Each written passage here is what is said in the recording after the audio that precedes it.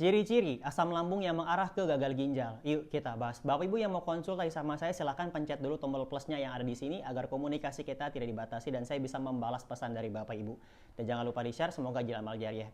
Berkaitan dengan penyakit asam lambung, memang tidak secara langsung dia menyebabkan kerusakan pada ginjal atau gagal ginjal.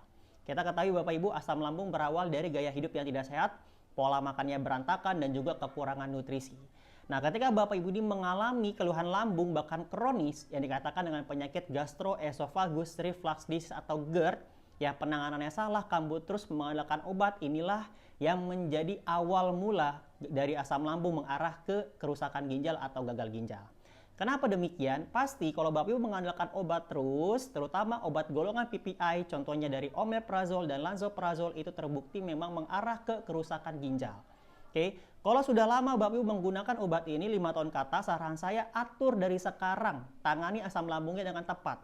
Bagaimana caranya? Pertama, gaya hidup sehat terlebih dahulu. Pola pikirnya dibeneri, jangan sampai Bapak Ibu ini punya gangguan kecemasan, stres, anxiety. Karena ini dari dalam, hanya Bapak Ibu sendiri yang bisa menyembuhkannya. Yang kedua, pola makan. Hindari makanan yang mengandung tepung, gluten, ini dihindari Bapak Ibu. Ya, karena ini menjadi masalah juga di pencernaan. Akhirnya apa? Menjadi sumbatan di pencernaan, jadi nggak maksimal. Oke, seperti itu.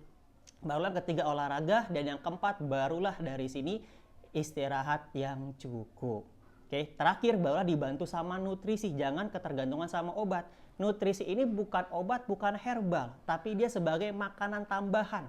Karena dari pola makan harian Bapak Ibu nggak cukup nutrisinya, barulah dipenuhi dari sumber yang lain. Seperti itu. Oke, barulah di sini kita perhatikan gaya hidupnya, konsistenkan. Ya, karena nggak mungkin perbaikan nutrisi langsung hasilnya cepat. Berbeda. Kalau Bapak Ibu mengandalkan obat, ya jelas hasilnya cepat karena obat sebagai penahan rasa sakit dan pereda nyeri. Tapi kalau nutrisi perlu waktu karena ada perbaikannya terlebih dahulu. Oke, maka dari itu mulai dari sekarang jangan mengandalkan obat, apalagi omeprazol dan lansoprazol, karena inilah obat golongan PPI yang sudah berisiko, yang sudah terbukti ada jurnal 33% dia berisiko terhadap kerusakan ginjal dan menyebabkan gagal ginjal dan cuci darah.